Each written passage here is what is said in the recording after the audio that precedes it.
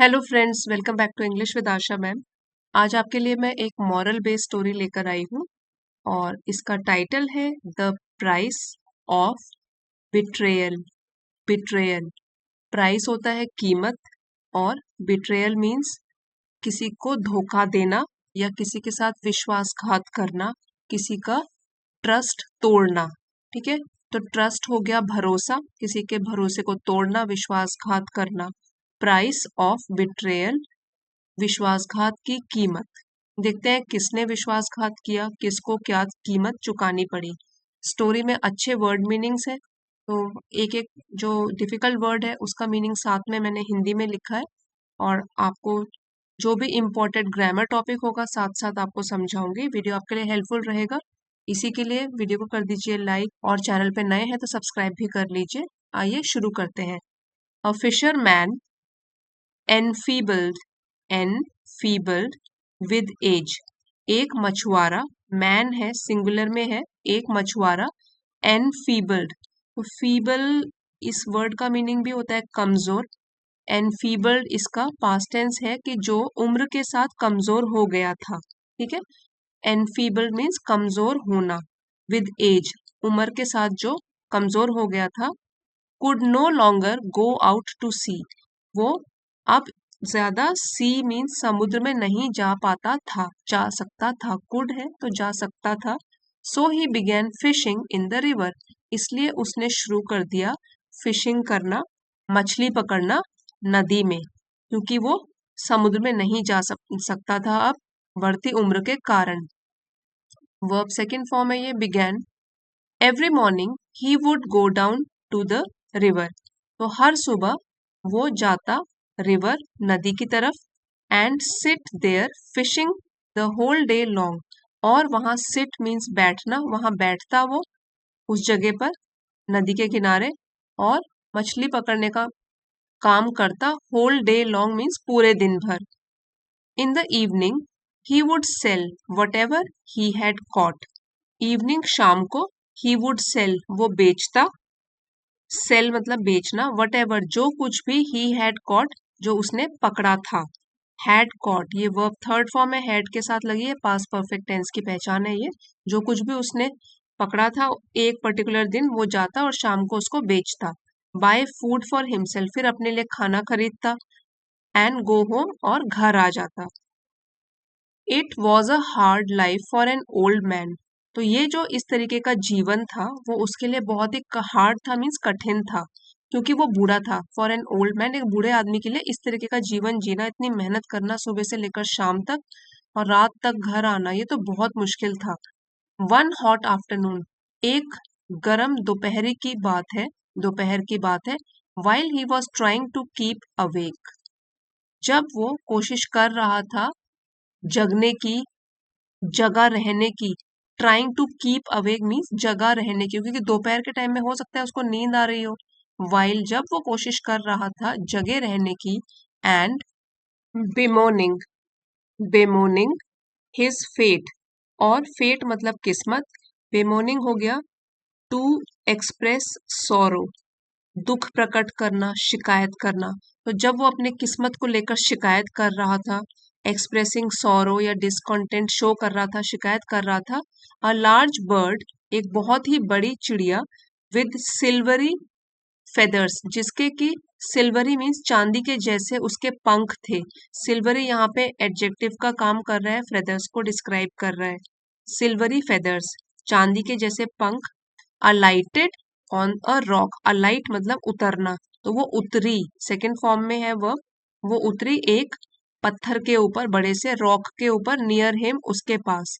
It was काहा the heavenly bird, तो वो जो चिड़िया थी वो उसका नाम था काहा, जो कि स्वर्गीय चिड़िया के नाम से जाना जाता है।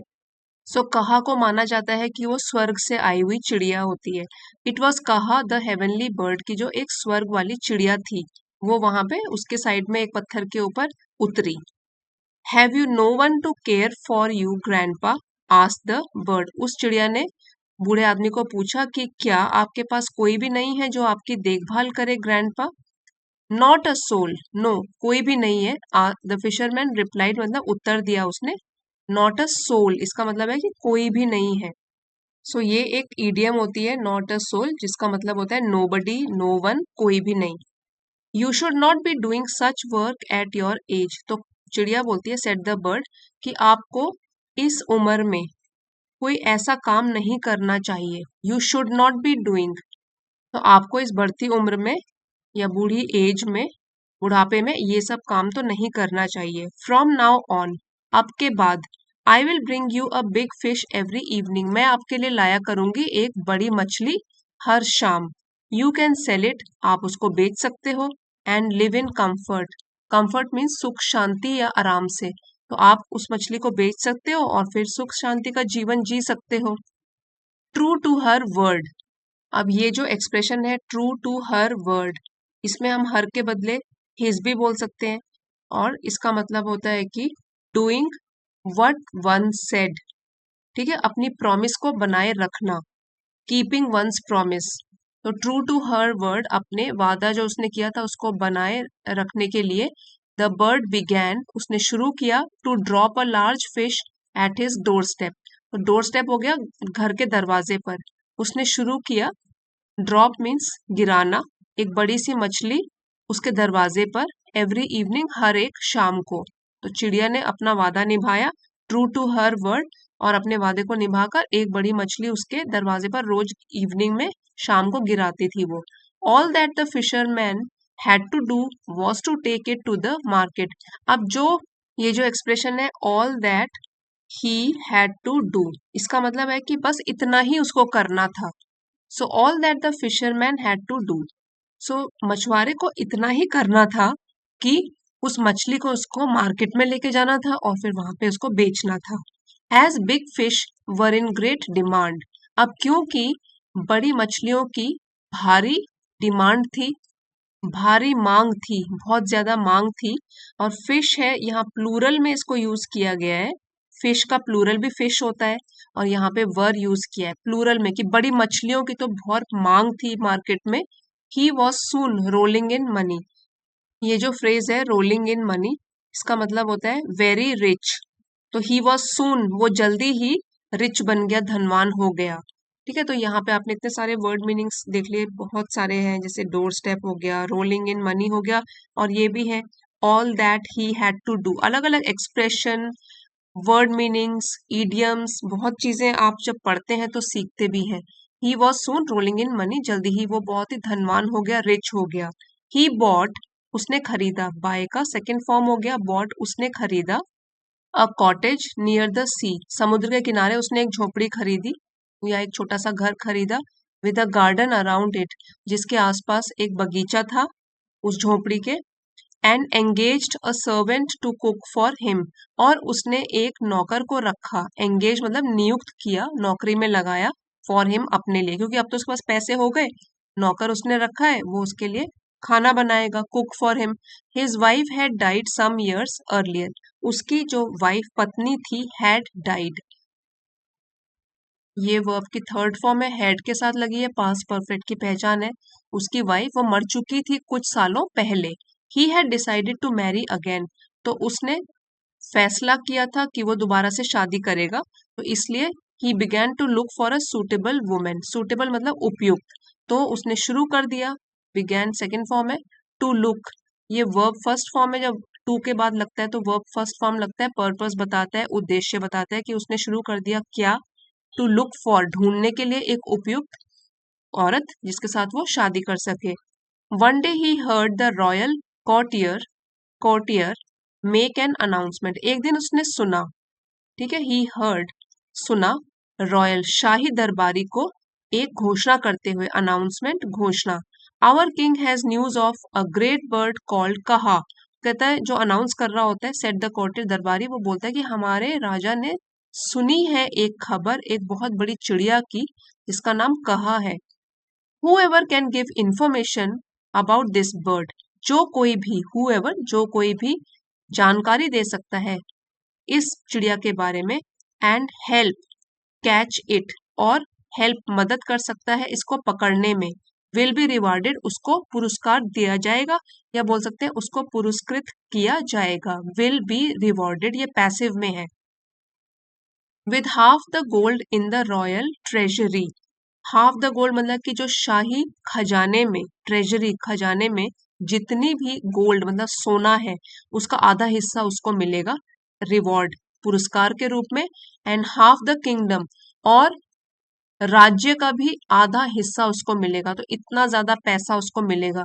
The fisherman was sorely tempted. तो ये सुनकर जो मछुआरा था, सोरली मीन्स बहुत ज्यादा, और टेम्प्टेड मतलब कि वो बहक गया या प्रलोभित हो गया, उसको लालच आ गया। सोरली टेम्प्टेड मीन्स वो बहुत अधिक प्रलोभित हो गया, लालच आ गया उसको, बाय द रिवॉर्ड, ये पुरस्कार सुनकर। Half the kingdom would make him a prince. अगर उसको आधा राज्य मिल गया तो उससे तो वो एक राजकुमार टाइप का बन जाएगा, बहुत पैसा आ जाएगा उसके पास। Why does the king want the bird, he asked. उसने पूछा कि राजा को ये वाली चिड़िया क्यों चाहिए। He has lost his site, explain the courtier. तो दरबारी ने बोला, एक्सप्लेन करते हुए, पूरा विस्तार से बताते हुए, कि राजा ने अपनी दृष्टि खो दी है, मतलब उसको दिखाई नहीं दे रहा है, हैज लॉस्ट। तो ये भी जो है ये इन्वर्टेड कॉमर्स के अंदर है, तो प्रेजेंट टेंस में और डायरेक्ट स्पीच में बात हो रही है। यहाँ पे वर्ब थर्ड फॉर्म लगा है हैज के साथ। प्रेजेंट परफेक्ट की पहचान है कि वो अपनी दृष्टि खो चुका है। एक्सप्लेन एक्सप्लेन करते हुए बताया, a wise man has advised him. तो एक समझदार और बुद्धिमान आदमी ने उसको सलाह दी है, to bathe his eyes. BATH तो होता है बाथ, और ये BATH ही हो गया बेद। बेद मतलब नहाने के लिए, हिज आईज या अपनी आंखों को धोने के लिए। विद द ब्लड ऑफ कहा, कहा चिड़िया के खून से उसकी आंखों को धोने के लिए बोला है, वो भी किसी बुद्धिमान आदमी ने, समझदार आदमी ने। Do you know where she can be found, क्या तुम्हें पता है वो कहाँ मिल सकती है। फाउंड मिल सकती है। No, I mean no, no. तो देखिए यहाँ पे डैश डैश डैश है। इस अगर हम पढ़ते हैं इस टाइप का टेक्स्ट, उसका मतलब होता है थोड़ा अटक अटक के बोल रहा है, झिझक रहा है बोलने में। तो अटक अटक के क्या बोलते हैं, नहीं नहीं मेरा मतलब है नहीं नहीं। Torn between greed and his sense of gratitude. अब देखिए टॉर्न मतलब दुविधा में पड़ना, बिटवीन बीच में, ग्रीड मतलब लालच, सेंस ऑफ ग्रेटिट्यूड हो गया कृतज्ञता, क्योंकि चिड़िया ने उसके बुढ़ापे में हेल्प करी थी। ठीक है, तो वो दुविधा में पड़ गया है, और इस दुविधा की सिचुएशन को हम बोलते हैं, एक वर्ड है डिलेमा। डिलेमा, ठीक है, डी ले मा। इसका मतलब भी होता है दुविधा में पड़ जाना, समझ ना आए दो विकल्पों में से हम कौन सा चुने, तो हम बोलते हैं मैं तो डिलेमा में हूँ, ये बोलते हैं हम। ठीक है, यहाँ पे भी क्या है, he is in a dilemma. He is torn between greed and his sense of gratitude, कि भाई कृतज्ञ भी है वो चिड़िया के प्रति, और लालच भी उसको आ रहा है, तो करे तो क्या करे। इसलिए torn between greed and his sense of attitude, वो दुविधा में पड़ जाता है। To the bird, gratitude to the bird मतलब चिड़िया के प्रति। The fisherman could not give a coherent reply. तो मछुआरा जो है वो उस दरबारी को नहीं दे सका एक स्पष्ट उत्तर। कोहरेंट मतलब स्पष्ट उत्तर वो नहीं दे पाया, क्योंकि बोलना तो चाह रहा है कि मुझे तो पता है कि कहाँ है वो चिड़िया, लेकिन कृतज्ञ भी है कि क्यों मैं उस चिड़िया का नाम लूं, क्योंकि उसका ब्लड कैसे निकालेगा, उसको मारना ही पड़ेगा, इसलिए वो नहीं बोलना चाहता। The courtier sensing that he new something. अब जब ये दरबारी था वो सेंस मतलब भांप लेता है, ही न्यू कि उसको पता है कुछ, नो का सेकंड फॉर्म होगा न्यू, कि उसको कुछ ना कुछ तो पता है, समथिंग कुछ पता है, अबाउट द बर्ड चिड़िया के बारे में। इन्फॉर्म द किंग, उसने ये वाली सूचना राजा को दे दी। The king had him brought to the palace. Had him brought, तो इसका मतलब है कि बुलवा लिया या लाया गया, टू द पैलेस, तो राजा ने उसे महल में बुलवा दिया। ठीक है, पैलेस मतलब महल, और ब्रॉट मीन्स लाया गया। हैड के साथ लगा हुआ है ये, तो पास्ट परफेक्ट में है कि राजा ने उसे महल में बुलवा लिया। If you have information about the bird tell me, urged the king. Urge मतलब अनुरोध किया, रिक्वेस्ट करी राजा ने। इफ यू हैव अगर आपके पास कोई भी जानकारी है चिड़िया के बारे में तो मुझे बताइए। I will reward you handsomely, मैं आपको पुरस्कृत करूंगा। हैंडसमली मीन्स उदारता से, बहुत ज्यादा पैसे दूंगा। ठीक है, यहाँ पे एंड हैंडसमली एडवर्ब है। तो रिवॉर्ड करूंगा, मैं तुमको पुरस्कार दूंगा उदारता से। हृदय खोल कर, दिल खोल कर मैं तुमको पैसे दूंगा। And if you help capture her, I will personally crown you king of half my domain. और अगर तुम मुझे मेरी मदद करते हो उसको कैप्चर करने में, मतलब पकड़ने में, ठीक है, कैप्चर, TURE, कैप्चर, तो मैं तुमको व्यक्तिगत तौर पर, मतलब खुद जाके क्राउन पहनाऊंगा। मुकुट होता है क्राउन का मतलब, यहाँ पे इसका मतलब बैठ रहा है कि I will personally crown you king, मैं तुमको तुम्हारा राज्यभिषेक करूंगा, ठीक है, ऑफ हाफ माई डोमेन, अपनी आधी जागीर का। तो डोमेन यहाँ पे क्या हो गया, जागीर या जो भी उसके पास किंगडम में जो भी उसका कार्य क्षेत्र है। तो वो कहता है आधा, हाफ दे दूंगा आपको, और मैं ही आपको राज्यभिषेक करूंगा इसके लिए, तो आप मेरी मदद करो। I will get the bird for you, cried the fisherman. अब ये सुनकर बोलता है मछुआरा, मैं आपके लिए वो चिड़िया ले आऊंगा। I will get the bird for you, suddenly making up his mind. देखिए ये जो है मेकिंग अप हिज माइंड, ये भी एक ईडियम है। इसका मतलब है कि अपने मन को पक्का कर लेना, कोई निर्णय ले लेना, ठीक है, डिसाइड कर लेना किसी चीज के लिए। मेकिंग अप हिज माइंड, तो ये ईडियम का क्या मतलब हुआ, decide on something. Suddenly means अचानक। तो अब वो सीधे इतनी चीजें उसको मिलेंगी तो उसने अपना दिमाग बना लिया इसके ऊपर, ठीक है, डिसाइड कर लिया कि मैं ले आऊंगा। बट काहा इज स्ट्रॉन्ग, लेकिन जो ये बर्ड है चिड़िया, वो तो बहुत ज्यादा ताकतवर है। आई विल नीड हेल्प, मुझे तो मदद की जरूरत पड़ेगी। The king sent a dozen soldiers with him, राजा ने भेजे, सेंट, डजन मतलब 12 होते हैं, दर्जन 12 सोल्जर्स विद हिम, सैनिक उसके साथ। That evening when the bird came with the fisherman called out to her to wait. तो उस दिन जब चिड़िया आई मच्छी के साथ, मछली के साथ, तो मछुआरे ने आवाज लगाई उसको कि थोड़ा इंतजार करो। Called out to her to wait, कि आप थोड़ा इंतजार करो। You drop the fish and go, and I never get a chance to thank you for all that you have done for me, he said. तो अब वो चिड़िया को ये बोल रहा है कि तुम एक मछली जो है रोज गिरा देती हो और चली जाती हो, और मुझे तो कभी भी, नेवर, कभी भी नहीं मौका मिलता आपको धन्यवाद करने का, जो कुछ भी आपने अब तक मेरे लिए किया है। All that you have done for मी, जो कुछ भी आपने मेरे लिए किया है, मुझे कभी मौका ही नहीं मिला आपको धन्यवाद करने का, he said. Today I have laid out a feast for you, आज मैंने तुम्हारे लिए विस्तार से एक दावत लगाई है, ठीक है, लेड आउट मतलब फैला के लगाई है, फॉर यू इनसाइड अंदर। प्लीज अलाइट, प्लीज नीचे उतरो, अलाइट हमने पहले भी पढ़ा था, उतरना, एंड कम इन, और अंदर आ जाओ। Kaha was reluctant to accept the invitation, तो जो कहा थी वो थोड़ी सी रिलक्टेंट मतलब अनिच्छुक, मतलब इच्छा नहीं थी उसकी। एक्सेप्ट स्वीकार करना, स्वीकार, ये डबल सी जहां आते हैं ना, ACC, तो एक्, क बोला जाता है इसको, एक्सेप्ट। तो उसने स्वीकार, वो जो न्योता था वो स्वीकार करने के लिए थोड़ी उसकी इच्छा नहीं हो रही थी। बट द फिशरमैन प्लीडेड, लेकिन उस मछुआरे ने विनती करी, so earnestly that she finally gave in and alighted, इतना जोर देकर, ठीक है, अर्नेस्टली यहाँ पे एडवर्ब है जो कि प्लीडिड, इसकी विशेषता बता रहा है कि कैसे विनती करी, बहुत ही जोर देकर।